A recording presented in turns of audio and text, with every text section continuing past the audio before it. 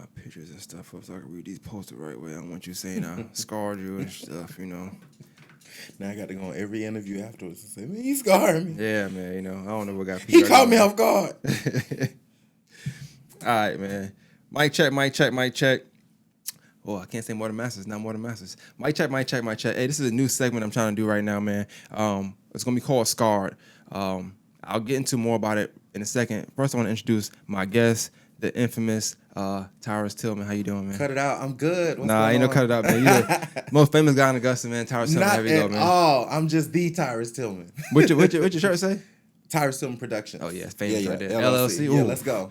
You know it's real when you throw the LLC on there, right? Yes, sir. You know you got to get your paperwork Paying together. yourself now, too? Yes, sir. Hey, it's real, man. How you been, though? I've been great. Life is good. No complaints. It's been a good little minute since you came on. It was a minute ago when you came on the podcast. At least about a year or so, huh? Yeah. Yeah, it was either middle of COVID, something like that. I was trying to get back up, and that was one of my favorite interviews, man. I ain't gonna lie, it was very candid. Like everybody said the same thing about you. Like I just love Tyrus, like how he talked. Like even every story you told was like it's almost like a comedy show. Yeah, but it was really your life though. Right, real life. And you were serious a lot of them stories. They were that really was serious. Absolutely, probably a lot of the material that I used for my very first comedy show here too. Like That's I dope. pulled from those stories that I told then. Like those first time I talked about it was on your show. So yeah, that is dope, man. I appreciate that. Hey, I try. One thing I say about you for real, and I always tell anybody this. I say, and we talk this off air. Like you can do almost anything in the city and get a lot of support just because of your fan base, your status, and the work you put in, your connections, your networking. You know what I'm saying? The way you handle people and how you talk to people. And you don't need no kind of promotion. Like and that's major for me. Like that's literally everything to me. Like anything that I probably could have desired my life to be, moving back home, starting my business, and being active in the community. Like this is it. Definitely that. Well, that's dope, man. People don't even realize. Like our first interview, we started at 4 a.m. when it finished noon. What? Yeah. What you talking about? It was hours. It felt like it was an all day session. It really wasn't. But yeah, we was there for a good little minute though. For real, because I tell you all the time, we talk. I always talk beforehand. Right.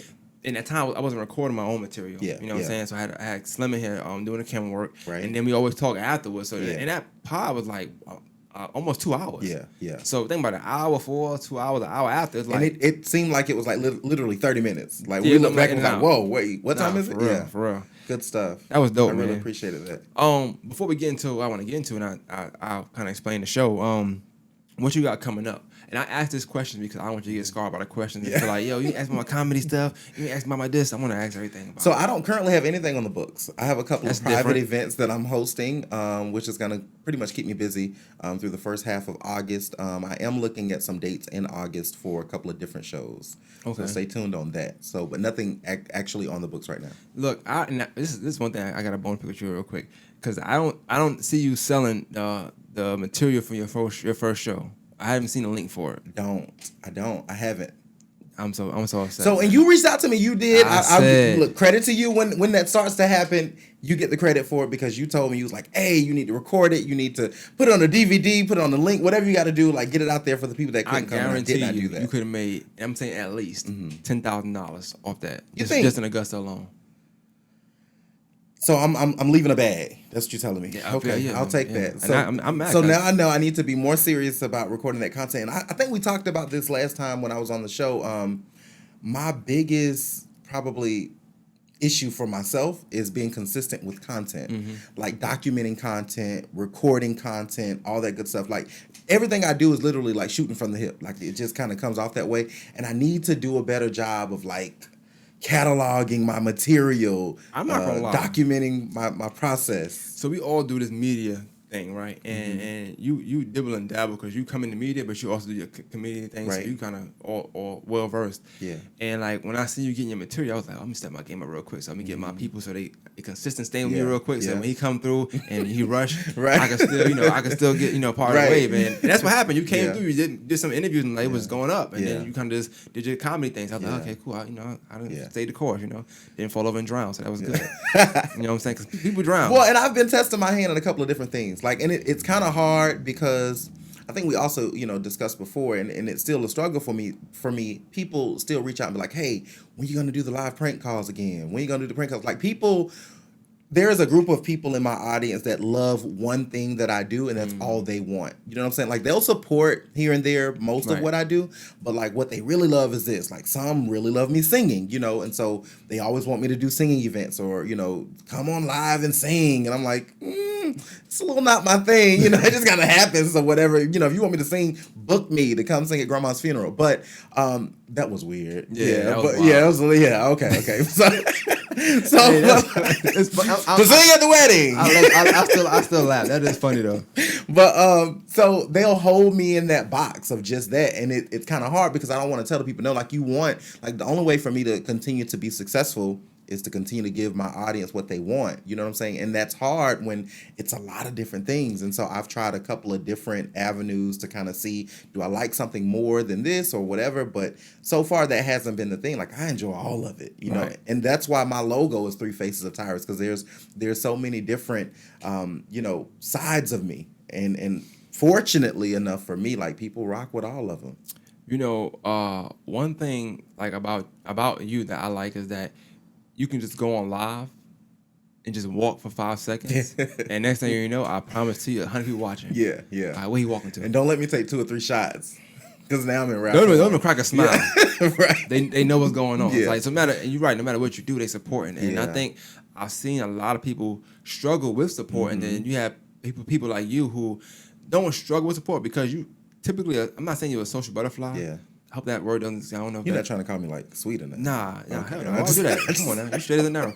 So, whoa, yeah. So I just think that like socially, that people know you. Yeah. So now, and in real life, you're funny. Right. It's not like a something you woke up and started doing. Yeah. You've been not a character. Yeah. But it's just me. I told you the first time I met you, you was in my first day in school ever in Georgia. You was trying to leave Butler to go, and you was like, "I'm grown." Yeah. Long story short, I'm grown. And meant it. Yeah. I don't need my mother to be here. What's up? Right. I was like, damn, why you being so rude? Yeah. And you coming from New York, like, wait, y'all like that down here like, too? Yeah, like. Yeah, me and that wild ass Dickies with that hat on. So anyway, never again. Yeah, I'm dealing with that. That was wild. Like, I'm from California. You was wilding. Yeah. So look, the premise of this show, right? It's gonna be called Scar, and I'm testing it out. So I want to do like a kind of as a test run, and you had some posts that I wanted to talk about, and I felt like from what the show is deriving from, I have a particular style that I interview sometimes, and I do use people posts because I'm always observing on social media. I always look and see what's funny, what somebody posted, whether it was controversial or just funny or just something that I feel like, damn, it must be a deeper meaning to that. I want to tackle it when I finally get them in front of me, right? And from what we talking about, you had some posts that day, and I went back and saw it because I didn't watch P-Valley until Tuesday. Yeah. Which is good because I kind of knew when the scene was coming. I said, "Hey, fast forward real quick," but we'll get into that. You know what I'm saying? Whoa, yeah, get me off that. Yeah, I we get good, that. but yeah, yeah, I was like, "Oh, this is it. Yeah. This gotta be it. This gotta be it." Hey, but it's happening. It's happening. Get me out of here. Wait. No, this is it. Don't fill me up. Your hands got real sweaty, like, you know. Whoa, I don't want to accidentally see nothing. Remote. It's funny. I watched it. I promise to you, I was like, "Hey, give me the remote now." Yeah. Watch this. Give me the remote now. Yeah. So, the premise of the show, I want to kind of use that, and then I can interview people that also don't necessarily own a business, don't necessarily have this big following, but because of their social media and they post maybe some thought provoking, maybe intricate, maybe something I want to expound on. Now I can interview people that aren't just these big pillars in Augusta. They just regular people, and I can interview them as well. And it's just challenging. So I want to test it out. So the title of the show is going to be called Scarred now, and I'm going to be using Facebook posts to interview people, and I hope I do not scar them. Okay. I love it. So why Scarred, though? Like, where does Scarred come from? Well, I interviewed someone, and pretty much they went on the platform and said that I scarred them because I asked them questions about words that they posted from their own account. Okay. From their Facebook page that had their name on it. And I was like, whoa, it's a little different because I'm asking you questions about things you said. Right. I don't get it. You know what I'm saying? So that kind of rubbed me the wrong way. But at the same time, I was thinking like, I've always done that. I've done it with everybody. But you know what? If that one person don't like it, cool. I'm going to show you how I work for everybody else. And then I like to always make like lemonade with lemons. So, you know, I caught the lemon, I squeezed it, and I'm making the juice now. You know what I'm saying? Gotcha. So, first of all, let's get in, I want to get into with your thoughts first on the actual show P-Valley this season thus far. What are your thoughts on the show as far as the writing, as far as the Facebook commentation that's been going on with it? So honestly, I think that the show is doing just what it was supposed to do, what it was created and designed to do. It was supposed to be thought-provoking. It was supposed to open up conversations that are a little taboo, especially in the African American community. And I think that they found a way to attract people, especially season 1, where it was mostly, about the strippers and so forth. That attracted a wider audience than they probably could have imagined. True. But they drew the people in, and then they started hitting them with some real life scenarios here. And to me, looking at just season 2, like if you look at a lot of the scenes that we've kind of experienced, these are everyday life experiences that we're out here living. Just look at one of the last episodes, abortion, teen pregnancy. COVID death, losing an elder to COVID, Grandma Ernestine, it's a lot happening with even Haley, and she lost her child, and she kind of is coming from this revengeful place where she lost her daughter, in the storm, and she's out to get everything that's due to her, and she wants to honor her daughter. So there's a lot of storylines in here that many people that we know every day are actually living in the street. So to me, is it kind of wild, and are they going down a couple of wild avenues here and chasing down the rabbit hole of some taboo stuff that people weren't really ready to talk about publicly? Absolutely. But is it necessary? I think so. Well, I'm glad CB even got the potion. I'm glad you said that, because that thought that you just said, I think we'll get into the post in a second, but I'll start off with this. You saying what you just said right now, I like that, because I think and I say we, not me and you, but I'm saying people, we've got so caught up in one particular theme that they forget the show is 59 minutes. Exactly. Right? Yeah. So that 45 seconds, it may seem like 5 minutes to the person that's watching. I don't know why. You know what I'm saying? But hey, them 30 second, 20 second scenes is so much more. And that's right. I haven't seen anybody talk about I haven't seen anybody talk about teen pregnancy. Exactly. Losing a relative to COVID. I'm not gonna lie, with Ernestine, I for some reason I thought dementia. I don't know why I thought that could make my grandma die from dementia. But I noticed her, what caught me last episode was her saying, her having that dream of someone who passed, apparently calling her to come home. Her daughter Beulah. And I remember my grandmother would she would wake up from her sleeping, and that's when she would be at her worst behavior, because she'd be like, with my dad, with my mom. And for some reason I always thought, I said, damn, she's seen them in her sleep, having those visions. And when she wake up, she wondering where they at, So like my grandma used to call it the death journey. A lot of people, will say that, like, when people are transitioning for one reason or another, even if they're not sick, like before they have a tragic car accident or something, they start seeing these visions or whatever. And my grandma used to talk about those, the death journey and the death visions, where people that have crossed over are reaching out to them, and they start seeing them, and they start longing for them more and stuff like that. So instantly, like I got a lump in my throat, and I was like, wow, I see what's happening here. Yeah, that messed me up. And she was looking to be cleansed, like she wanted to get to the water, Then you got to think about it. It's in Mississippi. There's a lot of, rich heritage there in Mississippi, especially when it comes to like spirits and the spiritual realm and so forth. They call it the cleansing, river or whatever, so it's a lot there to unpack. One of the dope things about the show is, like you said, it reels you in with this exterior stuff. So the scenes, the ass shaking, the valley, the club, Uncle Clifford, this, that, and third, right? But there's so many other hidden gems and messages that people aren't seeing, because sometimes people don't know the heritage of Mississippi. They don't know, So it's a lot of history in the show as well that is not being talked about, because the end of the show where they got this scene, it's like, oh, whoa, I can't watch it no more. Like, oh, let's relax. And they write it off. Yeah. It was 52 minutes and we were doing just fine. Right. You know what I'm saying? The fast forward you were connecting and vibing and everything else. Yeah. So I want to get into it then. So I want to get into one of your first posts. Okay. And I don't know what order I want to go into, because I didn't care for the order. Right. But I just saw a screenshot. That's how I do. I didn't want to scar you. Yeah. So please don't. I'll start with this one. Go ahead. It says, y'all mama made y'all stay in the closet and be DL. That means down low. Yes. People. Yes. That means down low. Yes. Undercover. There we go. Yeah. Mine asked me if I was the catcher or the pitcher and do I want to do hair. We are not the same. Yeah. So that's when you tell me what that means. I don't know, like, okay. That's so what that simply meant is that there's a lot of people that they have so much to say publicly, bashing gays, bashing homosexuality, or the images that that are portrayed in on social media, in movies and so forth. But those, not all. A lot of those men, though, have a lot of hidden secrets in the closet, undercover, DL, and so forth.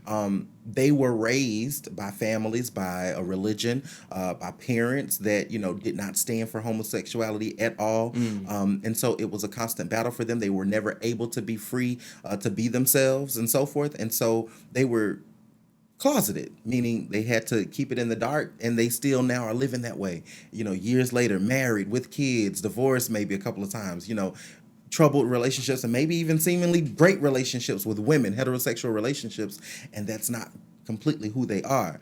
I did not have that. So what I was simply saying is that my mom embraced it. Like she said, she had a couple of choice words. So my mom was essentially like, well, which one are you? You getting bent over, or you bending? Like, because I need to know, it's funny because she would say stuff like, you ain't no sissy, are you? And I'm like, well, it kind of depends on what you consider sissy. Like, I mean, I'm still like, I think by then I was, every bit of like 6 feet, I'm like, just tall, saying. big, like, whoa, just say tall, don't say big. Right, you got right. Pause. But they be saying, no. So for my mom, like, who was my closest and greatest ally and advocate in life, like she embraced it. Like, hey, I just want to understand. Like, I ain't got to like it. This wasn't how I, planned out you and your sister's life. But if this is how you're living it, I want to understand and know my child. Right. So I'm not necessarily condoning it, but hey, if this is what you're going to do, how are you doing it? Like, how does this work? Right. She wasn't looking for the graphics of it. She wasn't asking if I was asking me to fill me up, but Yeah, that's So when she's wanted to know, and then she was like, "Well, which kind are you? Like, you want to do hair? You doing nails? Like, are you gonna decorate?" I was like, "No, I want to sing." Well, you're a good singer, so I mean, whoa, hey, so I guess it just kind of went that way. So, but that was what I was saying, is that a lot of people didn't have that.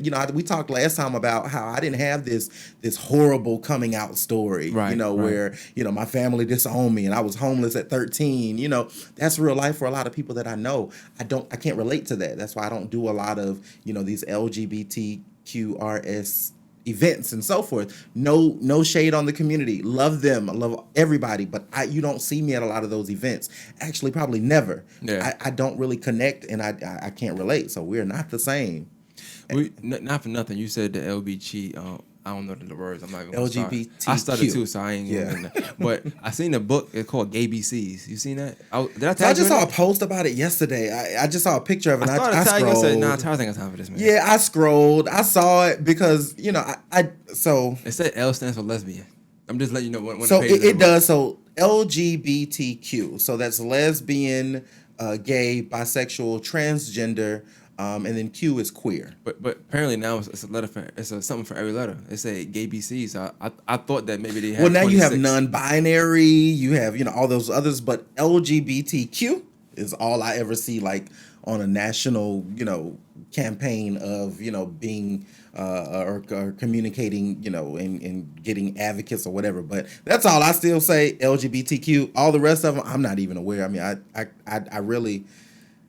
I get it, but at the same time, it's kind of like, it's not really the agenda I'm trying to promote here. Nah, I understand, definitely. That's why I said I ain't gonna take measures. It's a lot, but I thought, I'm like, it's no. Because what does that really do for society? You get what I'm saying? Like, I get that they're trying to create a label, and I think it appears that what they're trying to do is show everyone that there's a label for everybody and everything. Right. Me personally, I don't feel that there needs to be. Like, am I a gay man? According to the definition, yes. But there's a caveat to that for me. Like, yes, that's my sexual orientation, but it's not my lifestyle. You get what I'm saying? And I say that to people a lot. And they're like, well, Tyrus, how can you be gay but not be in a gay lifestyle? Well, let's unpack it. For me, gay is simply, for men at least, in my opinion, men that have sex with men, right? The lifestyle to me, though, is how you live it. So how do you live out being a person that have sex with the same sex, right?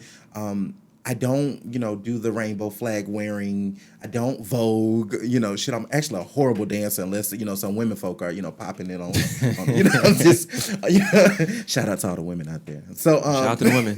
Yes, sir. So I don't live that lifestyle. So it's kind of hard for me to say that, I'm with all the labels and so forth. Do I respect it and understand it? Absolutely. Right. I'm glad that, society is trying to become more, inclusive and so forth. But there's still more to unpack with that. While you trying to label everybody and so forth, let's first of all get people to a place of finding themselves and being comfortable admitting who they are and what they like. Hey, you speak very well. I'm gonna just throw that out there, all right? So I do want to read the next post. It says, I get it. The images being shown can be a bit much for some people. The visual of what gay sex really look like can be too much for even sexually aware people. But don't be disrespectful and offensive in having an opinion. Let's discuss it. Yeah. I'll just say Sunday. I'm assuming it's a Sunday, right? So you get on social media, like, regular. Mm-hmm. Was it that you saw too many offensive opinions? And let's take that gray area of where's opinion versus like I'm just being disrespectful at this point. You know what I'm saying? Because you can have an opinion like I don't like it. Right. Cool. Mm-hmm. When you start to go, you start to direct it towards a community only, then that's when it started getting disrespectful because they had nothing to do with this. This is the writers. This is what they wanted in the show, and you could have passed fast forward. Right. Kind of take me through your thought mindset, like for this post, for this particular. So, just like I started out with that, I get it, right? It doesn't. So I think that I'm such a liberal-minded person, right? That I'm not so naive to think that everybody out there supports homosexuality, understands homosexuality, agree with homosexuality, and so forth. And so I get that for a lot of people, that scene, that we were kind of discussing, was very graphic for people. This is now the second or third, fifth probably time, throughout season 1 and season 2 that we've seen some very graphic images of homosexual sex, right? This time, though, for some reason, it seems like the post came out the woodwork. Like people were a lot of men, that are friends of mine on Facebook, were making posts saying, man, y'all shout out, that's nasty as hell. I ain't never watching this shit no more. How can niggas do that? Niggas really getting pounded like that. Like, what did you think? You get what I'm saying? So, okay, great. You're still. What did you think? Yeah, what did you think? You think they was just holding hands and kissing, like just hugging? What do you mean? Yeah, I don't understand. Like, yeah, brother. No, good, it doesn't really. Yeah. All right, see you tomorrow. All right, be careful out there. You know you get home. Yeah. Make sure nobody see you leaving. We just hugged. So in my mind, I'm thinking like, what do people think is really happening behind closed doors? You get what I'm saying? So when I see men, say stuff like that, okay, that's one thing. But then you go a step further. I wish I would bring that shit around me. Like, so now you're using this as an opportunity to attack, like you said, the community, and people that has nothing to do with the writing of this show. The sex that's being portrayed here or demonstrated, but you're starting to come from a place of hatred now because you're starting to say, don't bring this around you. I actually saw one guy who, I have had a lot of respect for previously, probably the last year or two that I've really paid attention to his posts. My respect has been has dwindling out. But he said something, that's why I don't befriend girly boys and this, that, and the third. I'm like, well, what the hell does any of that have to do with, what we're talking about on this show and what we just saw on the show? Like, I get it. Some gay guys do too much. Even for me, and I'm a gay male, like, and I distance myself from it because we're not the same. Like, that's not what I'm about. Plus, I'm 35 years old. Like, at this point, like, it's a lot. Damn. Whoa, okay. You want the left or the right? These hands. So, like, I'm 35 now, and you're right. Like, a lot has changed, but I'm a lot older, and I'm a lot farther away from how I used to be at 15 and 16, even. And it seems like that happened overnight. But I feel that I'm the same person. I get the same respect, but when you start making posts and stuff like that, that starts making me feel like people are second guessing the relationships that I can have with men, the friendships that I can have with men, which I, again, feel that I've been very fortunate to have. And I've not felt that even though some of these, straight men that I have good friendships and relationships, business, partnerships and stuff with, I don't feel that they've ever felt like, I got to support what Tyrus does or, this and the third to support who he is. You know what I'm saying?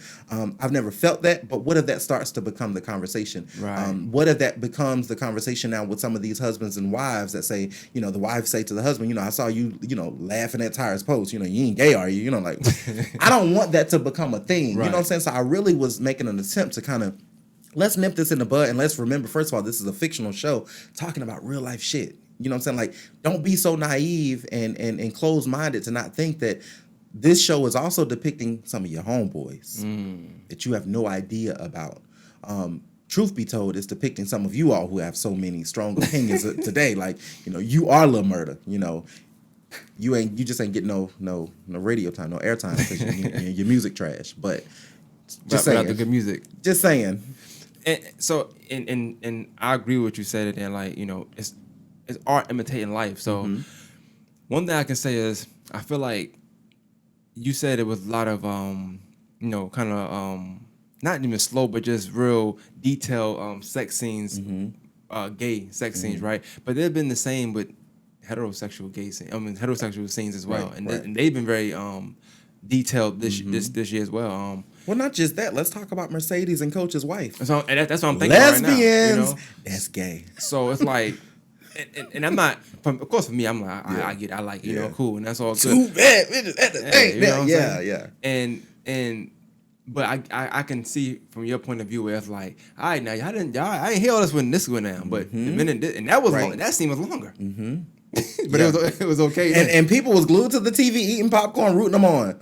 Like, but even people, as it built up to that who scene, don't like women, people who are a part of the gay lifestyle, they didn't come on there saying like, hey, look, there's too much vagina going on. They ain't doing all that. Nor did I have to make a post and say, don't bring that shit around me, man. Exactly. I don't know. Don't right. bring that shit around me. Or I didn't even have to make a post and say, I know that was too much for a lot of people, but let's be real. Lesbians munch carpet. Yeah.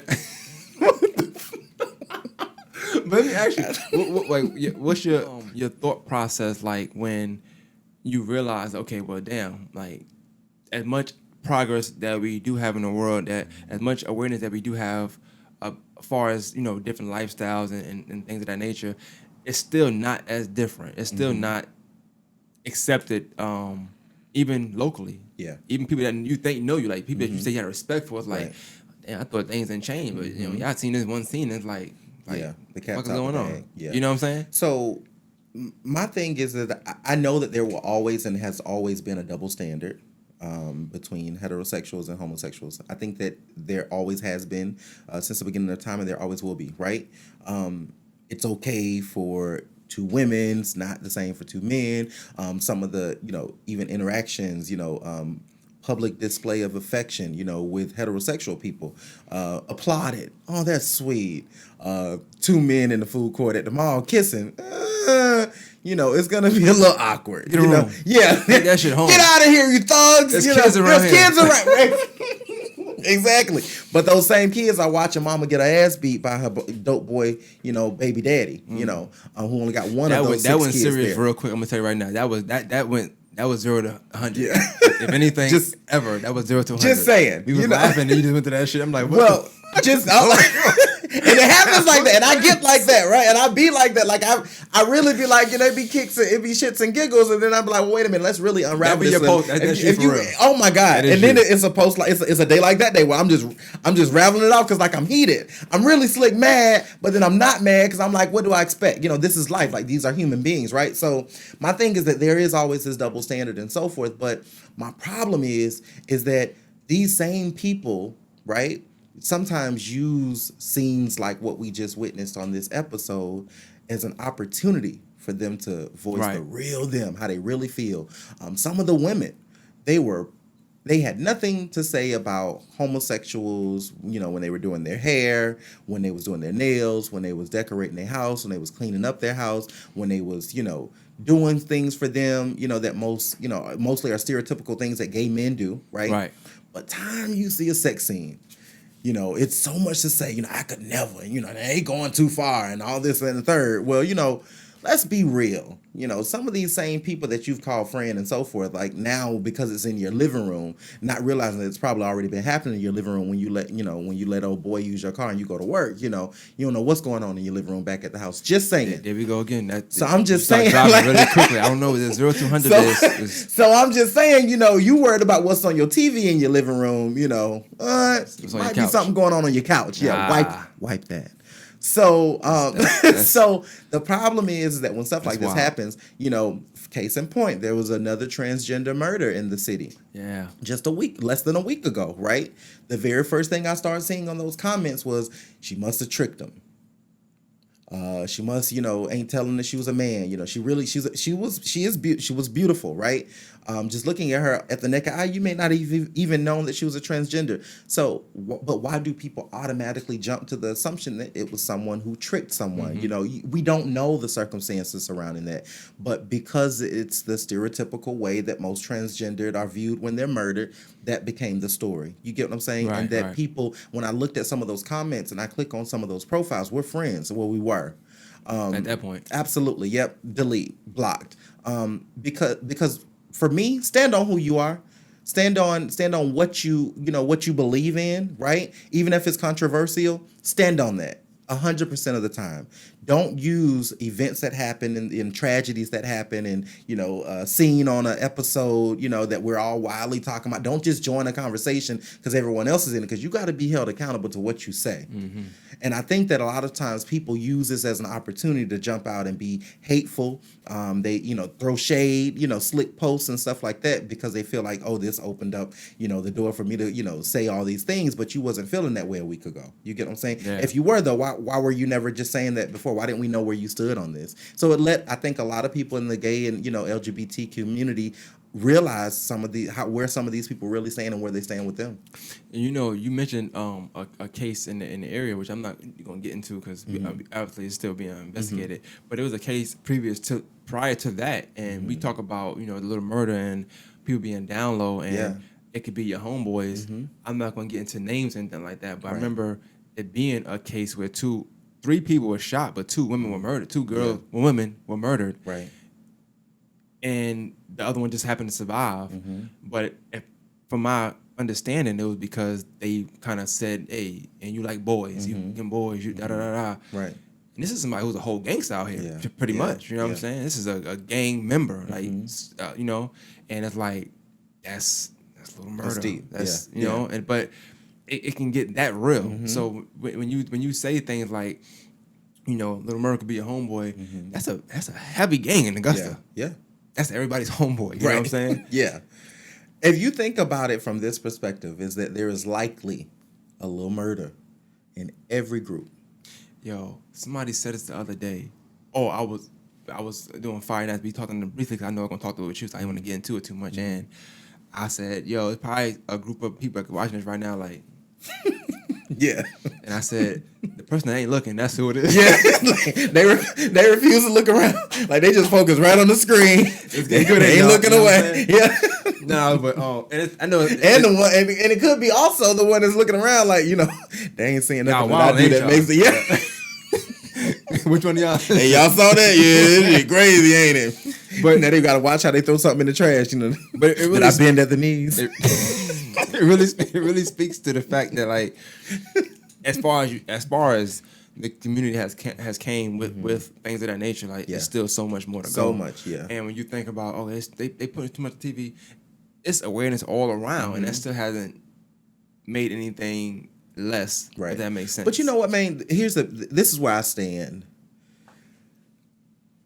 I don't think that we have to become a society where we accept everything. Right? I don't think, like, I'm not one of those, rallying members of a community that's saying we have to be accepted. Right? This is not civil rights movement of the 60s. Like, it's a different battle. Right?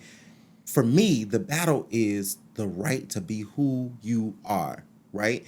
To be unapologetically you, and people accept that it's your right to be who you are, live how you want to live. It's the freedom of choice, right?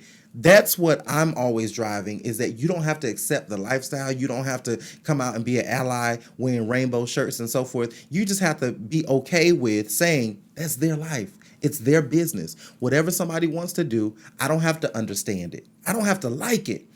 But me accepting that this is your lifestyle is not me accepting your lifestyle. You get what I'm saying? Gotcha. So like for me, the biggest thing is like we're not out here begging people to accept us and looking for for validation and so forth. First of all, I don't give a I don't care. You get what I'm saying? Almost 100 real quick. Might as well say it. I don't care who accepts me.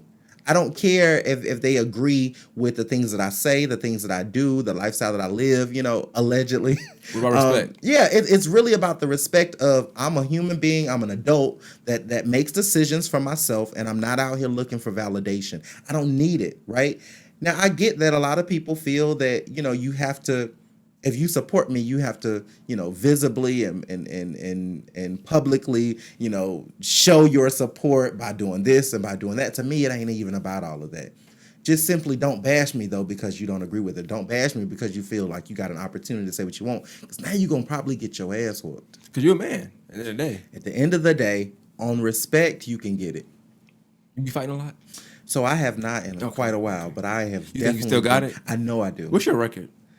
Have you lost any? I ain't never had an ass whooping. Hey, don't fight this guy. Don't fight big man on here. I don't want to be that guy. I actually had to clean up my criminal record. Damn, you several years back. No, I had a lot of different charges like assault and battery. Why you kept fighting people for? Like, what was going and on? honestly, usually it was because somebody just wouldn't, stop the noise or leave me alone, or one of the last fights I got into actually was because this guy that I had some sexual dealings with, right, was a neighbor.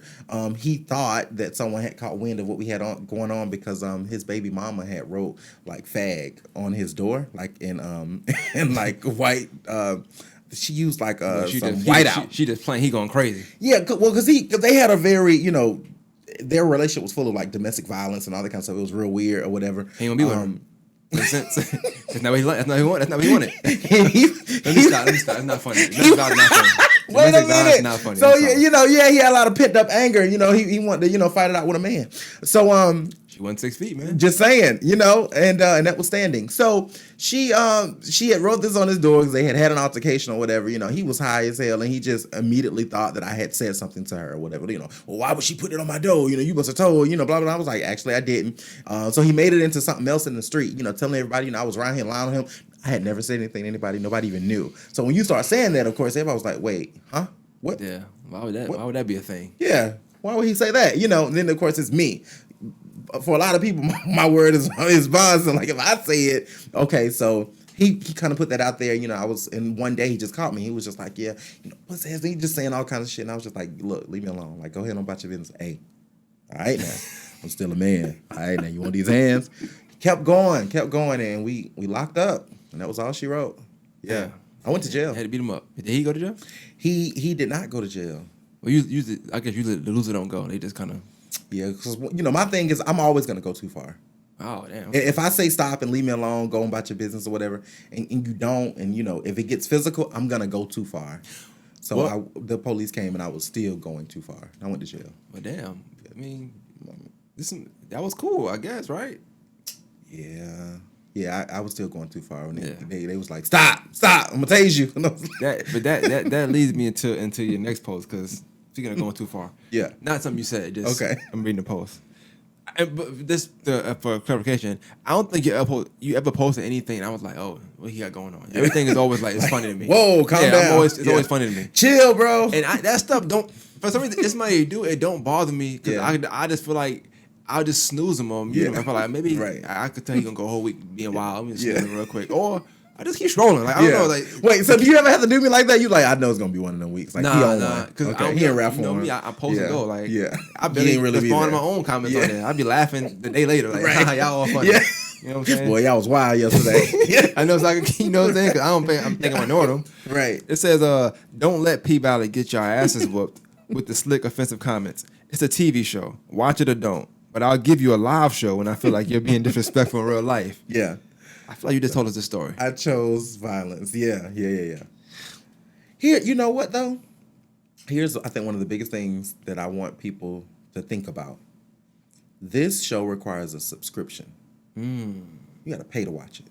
That is true. I got stars. And right, you get what I'm saying? So like, if at this point it's not meeting your expectation of what a good, family friendly show should be or whatever, right? It's not giving you what you bargained for. Cancel your subscription. Like, why are you watching? Like, you still tune in and so forth. So, also, it's other things on Stars you can absolutely. watch. So let's say you don't cancel it. There are other shows that come on weekly. It's Believe a it or not, choice. It's not the only show.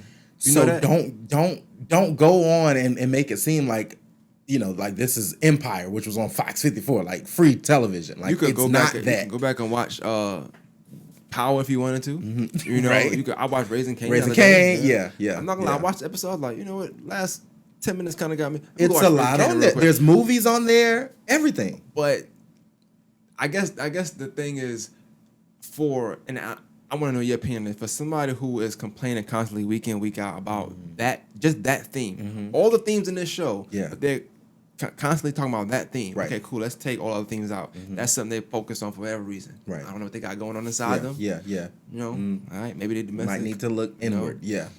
I wonder how many episodes does it take for you to say, you know what, this show probably not for me. Yeah. And I made a post the other day, and I didn't see everybody going uproar. So when I post, I think I just said something like, they might just change the name of the show. Yeah. But then y'all posted and y'all said, said, you know what? You're right. The P could just stand for something else. Maybe season 2 is penis. I got it. Right. Penis valid this season. You know what I'm saying? First one was pussy valid. Right. You got that, but now it's penis valid. Cool. Different season. Yeah. Just let me know. Right. You know what I'm saying? And I wasn't even talking about the gay scene. That was not it for me. Yeah. That's whatever, because that's real life. Right. People that are gay have sex. It's happening. They have sex. Right. Just like we do. The same way. Yes. Right? Yes. My issue was every episode I feel like I seen a dick come out. Yeah.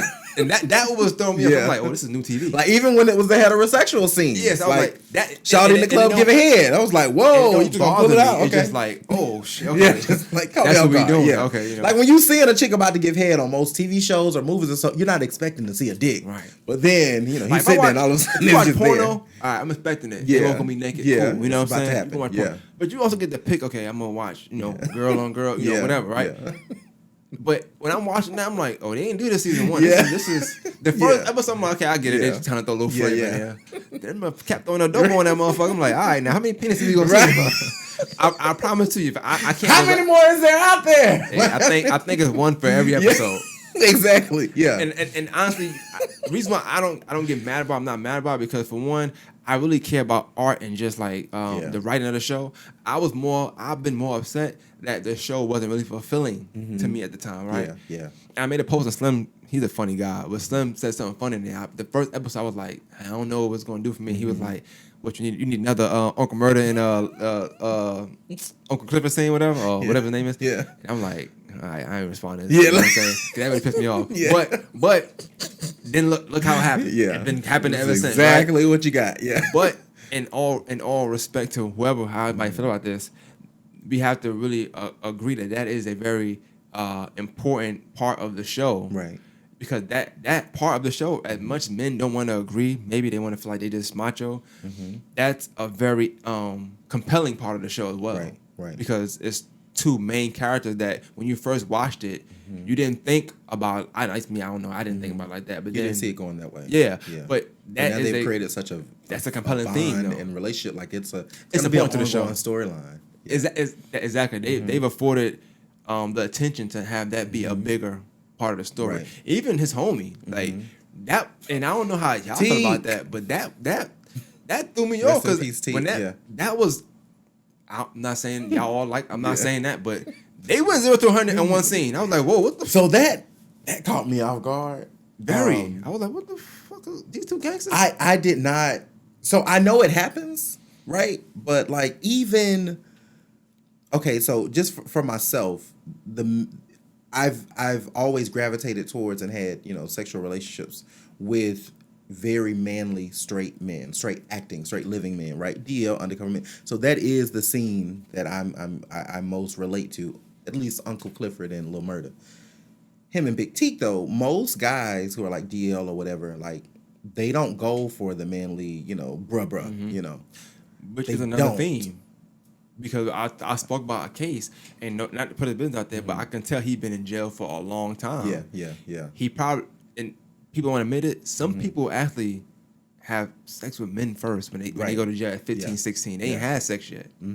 That's deep. Yeah. So that's another thing people not really, or for Lil Murder, he might have been protected and he might have felt love. That's exactly what happened. So it's funny that you mentioned that because, you know, I've been researching like all week because I needed to understand like what were the writers thinking like with this, and it was a lot of just what I saw, what I was breaking down already watching the episodes. When I went back and like started looking at what the actors were saying, you know, J. Alphonse Nicholson, who's Lil Murder, you know, whatever the Stewart, somebody, it's his last name, that's Big Teak. They talked about like these are the points that they wanted to make. These were the life experiences that they wanted to bring to their character. And it's funny. They were saying, for instance, like Nicholson, he was pretty much saying like, I think that what we have is an incredibly intimate scene on the back of devastating trauma in a way that black men comfort one another and love one another in the midst of the hurricane. And that's everything. That's what Lil Murder said. Or J. Alphonse Nicholson. That was well put too. So when I looked at that, and when I looked at some of the other interviews that he's most recently done, him and Big T, or you know, Stewart, what they were saying was that what this storyline showed was, for one, Big Teak has a lot of trauma. It's a lot of history. When he was 7, he witnessed his mom murder his siblings. He went to prison at a very young age with the trauma of watching his siblings be killed at the hands of his mom. You know, so a lack of stability in the home and all that kind of stuff in the ghetto, right? Went to prison as a young adult. Was obviously, you know, probably attacked and so forth, and Lil Murder was one of the ones that kind of took him in and was a friend to him, comforted him. He was able to be vulnerable with him, so they developed this, you know, protected relationship in a penitentiary. Right, that's different than a friendship on the streets, and I think that people are failing to realize that a lot of sexual encounters happen because of where you meet people at, like where, you know, how you develop your relationship, how your friendship. If you think about men and women every day, right? Sometimes woman having a problem with her husband, she confides in a coworker, a male coworker. They start talking. He starts to become that ally, that confidant. You know, they start talking. What happens when the more time you spend with someone who's encouraging you, who's protecting you, telling you whatever you need, I got you, you know, and so forth. You start developing emotions for that person. Well, emotions leads to sex in most cases, you know, and that usually becomes a very, very strong connection with someone once the emotions started first and were created first, you know, then it evolves to sex. So when you think about those two, and it really like made me think and see some of the relationships that I've had with some of these men, right? When a man finds comfort in being vulnerable with someone, I don't think that the way that the human brain is designed, like you can't, there is not a way to separate what happens next. You get what I'm saying? Like, don't get me wrong. Like, I don't think that you being a straight man can't have a confidant that's a man that, you know, that y'all, you know, relate to, that you support each other and that you're vulnerable with, and that it doesn't, and that it has to evolve into sex, obviously, right? But can you not imagine how that can happen? You get what I'm saying? No, like, and I a think realist. that for a lot of people, they're missing the part of these scenes that shows that even that night that they had sex in a very rough manner, clearly they had sex in prison before as well. Tell, But that night, but that night in that hotel room, he was angry. He was hyped up. Lil Murder was the one person that, first of all, he knew that feeling. He knew what was happening. Let me go check on him. Let me walk him off the ledge. He saw where he was. It was familiar to him. When everybody else was like, man, this nigga crazy. You know, our black men are written off that way all the time. Right. When they go and do some crazy shit in the street, you know, the first thing that nigga crazy. You know, somebody who's been there with them, that have this bond with him, they know what's happening. So. And not to say that he wasn't necessarily speaking, like I said, he'd been through a lot. Like that's a lot to see when you're young. Then probably not to feel love and to imagine you not knowing love, but then you in the penitentiary, that's where you find love at.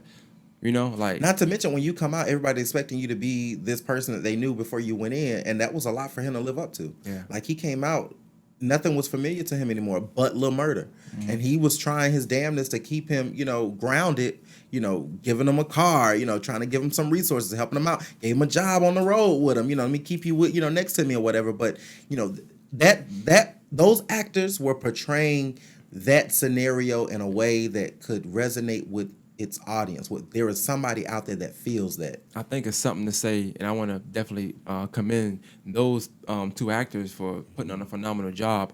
I often hear about, get asked, what I think about, them acting, doing that, and if they married, I'm not gonna lie.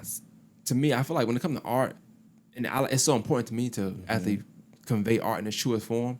It is hard to find some people who are going to be able to act that out. Like you're not going to look for a gay man. You have to look for a straight person because for so long in the writing, it had to be straight. Right. It had to convince you that they're straight first, and because that's life. Right. But I think one of the scenes I feel like was the dopest. It was just funny to me, right? When they went to eat. And the waitress is trying to holler at him. He's like, "Hey, go get some water. Why you got to get one for yourself?" Yeah, because you're thirsty. After the first time you really see him, like, "Hey, back up." Yeah, like this mine. To me, I know people like that was dope. I like the fact that they was able to. That was wild, though, right? That was a funny scene to me. I'm like, grab the he's hand so across cool. the table. You know what I'm saying? Yeah. Like, go get you one. He was like, "Yeah, but it's me."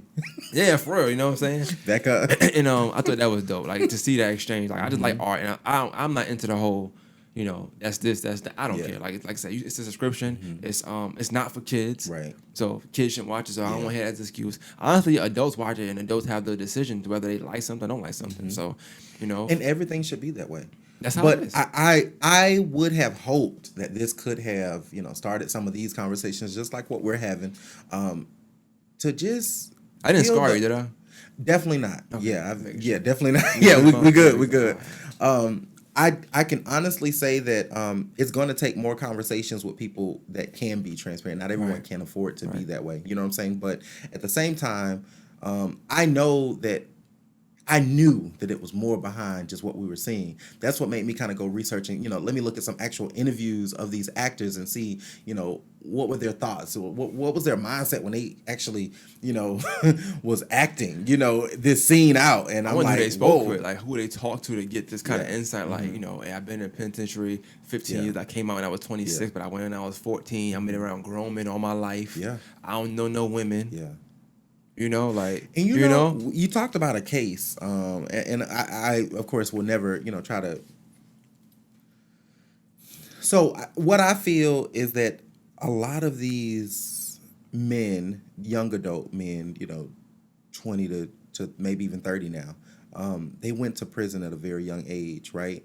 When they come out, they are so hell-bent on proving to people that those 10, 15 years that they did in there did not break them or turn them into a punk or, this, that, and the third, that they go overboard. And I think that it's easy to understand how they get pushed over the edge at the slightest inkling that, somebody might use their past, experience in prison against them to say stuff like, oh, you're a faggot or, you this or, that's difficult for people to understand. I read a lot of posts when this case happened, right? And the guy that he ended up taking his own life, I seen somebody just say RIP, and he's like, pretty much he and it was so weird to me. 'Cause I'm like, that's not really a rest in peace, but whatever. He was like, rest in peace. It did mess me up. I heard that down the road that you were doing that stuff, and I'm like, why'd it hurt you for? Yeah, nigga, like, what I'm saying, like, how about you then call him and say, yo, I heard it's, that's what you want. I'm cool, Yeah. But or more importantly, so many people, are you good? But so many people feel like that's just that's the back up. Well, it's the one thing that can break a lot of our black men. Like, it's for that type of rumor to get out, whether it's true or not. For a lot of people, even if it's not true, just it being said can be damaging. Yeah, and it for a lot of people, like they don't see how they can come back from that. That's why I'm big on not putting people in a corner, because you never know how someone's going to respond when they're backed into a dark place, into a corner. Like, you can't control that at all. So you have to be very careful of some of the things you say. And I look at some of the posts that people make and so forth, especially in retrospect to this scene and so forth. Like, you don't realize how much of this stuff is actually triggers for some men, for some people, for some women. Some women out there ain't being honest about why her and her baby daddy ain't together no more. Like, she might have saw some shit, you know. So I don't expect her. They're convinced themselves that, you know, they're convinced themselves that they're not, that they didn't see what they saw, or that they're not seeing the signs and so forth. And I'm gonna stay with him. He my man. I'm gonna stick beside him, even if he's beside another one. Right. Yeah, I hear you. So for a lot of people, it's a trigger as well. So maybe, you know, and this just made me even think about this too. Is like, you know, maybe a lot of people are lashing out in the way that they are in some of these comments and posts and so forth, is because they've lived it and they can't be honest about it either. Like I said, this is all art imitating life. Exactly. And so you gonna get them. And reality is hard feelings. for a lot of people to admit. Very hard. Yeah. You're gonna get a lot of them raw feelings, raw emotions, and they're gonna use P-Valley as a way to say what they wanted to say when they couldn't say what they wanted to say. Now you want to get it off your chest. There you go. So now I understand, because I do remember a year ago when you was in the group chat. See Just saying. See that? Just saying. Hey man, this was dope. Like, this is I think it's gonna be a successful show. I feel like I can do it. I don't know if everybody gonna talk as candid as you, but I do want to, like, it could be funny posts, serious posts. I do want to have more of these kind of conversations where I see a lot of posts where people have mental health. I could tell they, like, I see somebody post some other night saying, like, you know, it was like 2 a.m. and it just was like, you know, you be amazed at how many times I talk myself off the ledge. I'm like, whoa. Wow. Yeah. But they wait till 2 a.m. to post it when nobody is up. Yeah. But those because sometimes they want to have an opportunity to get that stuff out and not have to worry about everybody blowing their phone up and so so I just love it. Because maybe they just need to talk it out. Right. You know, I told somebody a while back that Facebook is like a journal for a lot of people, and for me too. You know, it's kind of like a way for you to sometimes say, you know, what's on your mind, what's on your heart, or whatever. But the other side to that is you have to realize that you're going to be held accountable for what you do put out there. You know what I'm saying? So if that means if you make a post about, you know, I'm just ready to end it all, take pills, and I see you at Popeyes tomorrow, you know, but at the same time, you know what I'm saying? Like, when you put that out there, you have to expect that people are going to call you. Yeah. People are going to be blowing up your Facebook Messenger and so forth. You know, then you're going to make another post 30 minutes later and say, everybody just leave me alone. Why did you put it out? Like, you wanted us to do this. Like, you knew that this was going to happen. That's why when people say catch-22. Yeah, like when people like, you know, y'all just pray for me. I'm just, you know, like, somebody's gonna come in and say, "What's wrong, boo?" Yeah. I'm not that guy though. Like, please believe, like, you're not gonna sit next to me at the food court in the mall and just sit down. And I'm gonna say, "What's wrong?" I'm not doing that. I'm gonna say, definitely. Let me head out. Hold it down. Right. Be easy. All right, bro. But there are so many other things that happened in that episode that I do feel we need to start having conversations about openly and transparently. You know, teen pregnancy, abortion, the lies that some of our grandmamas and great aunts told our little cousins when they were pregnant at 12 and 13. You're going to catch cancer, so you can't have an abortion. Force them to have children that they weren't prepared to take care of and that they knew that they weren't capable of providing assistance for. Yeah. You know, that's deep. That's big. That happened in that same episode. You know, caring for elderly, you know, loved ones, especially through this pandemic. You know, we're still losing people. One that I don't feel like people talk about enough is and I don't know if it's a theme and call it this, but like the apple not falling far from the tree, where like she was pregnant at a young age. Now she's also pregnant at a young age. It's almost like generational curses. That's what we call it. Yeah. So, you know, a lot of what we experience as children, we push on to our children. We push on that. You got to think about it too. The mindset that we were raised on a lot of times become our reality, right? And so that's what we teach our kids, because that's what we were taught. Big example of that is religion. You know, a lot of the ways that we were raised and the religious beliefs that raised us and so forth is kind of how we view life, and it forms our beliefs and our views, right? That's why I talked about a time ago about, you know, the contradiction that I have, or the conflict rather that I have, and the contradiction that sometimes I feel that I live. You know what I'm saying? So it's because of my upbringing and so forth. I've steered beyond that, and I got the okay from my family to just be you know. But a lot of what we see in this show is adults dealing with stuff from their childhood, traumas from their childhood. We look at Uncle Clifford. He's literally been in the club since he was a toddler. Yeah. You know what I'm saying? Around grown men and women, alcoholics, drug addicts, prostitutes. You get what I'm saying? So, you know, Big Teak, you know, we talked about his childhood at 7, watching his mom, you know, kill his siblings. You think about Mercedes. Not Mercedes, but the other girl. They had a whole episode on her life. Just oh my god, and that was real deep. I feel like people didn't really appreciate the episode enough. Like, that was a good episode. Keyshawn, like just to be that. I didn't even realize until they went down memory lane with her. You know that, wow, She was raised by her dad and stepmom, and her stepmom literally treated her like trash, right? And then came this, you know, white savior. She wasn't savior. told she was pretty. She wasn't told she was that. Exactly. And that's the first guy to really tell her. So when you think of how that bond that they have, you know, he beat her up, but it's a bond that. Yep. Then she got pregnant and put out. And she probably felt guilty. And then he got alienated from his family, you know, so he blames her. Yeah. You know, you ruined my life. His family was well-to-do, you know, plenty of money and carrying on, and he got this black girl pregnant, and clearly his parents was not feeling that. You know what I'm saying? You got to think about, too, they in Mississippi. Like, let's just unravel everything that this show gives. People keep forgetting it's in Mississippi sometimes, and they don't really know the history of Mississippi to why all these themes are super, super deep. Exactly. So it's so much deeper. I probably shouldn't say that for what I'm about to say next, but than gay sex. Yeah, that's wild. Wild dude, bro. Just say, but you know, I'm imagining there's a lot of men right now that's scared to go to the station and say, "Yeah, fill it up on 3." Know, right? They probably say, "Let me get $67 on pump 3." Oh, you want to fill it up? No, I just want $67. Like that's thank God gas is high. Yeah. I don't think they're gonna fill it up all year. Right. Pause. 20. Yeah. Shit. Ain't nobody saying fill it up. Hey, but yeah, man. I appreciate you. This was the last minute thing too, so we didn't even have no time to set up. Happens that way, right? Hey, I try, man. I like to. I'll go on a fly. I'll be busy. I ain't gonna lie. I'll be trying to get in. You know, I'll be trying to get it. So yes, sir. Definitely, I appreciate you stopping by. I know you're a busy guy. You know, you got 1,000 businesses. You know what I'm saying? All the fans. You got trying to live the dream. I know, man. Just there's a lot going on. Yeah. Definitely appreciate you. This was dope. Hope I didn't scar you. Did not. I appreciate it. Any opportunity that I have to come on, especially these real life conversations, like we got to have them. I appreciate you, man. Hold it down, baby. Always. Thank you, sir.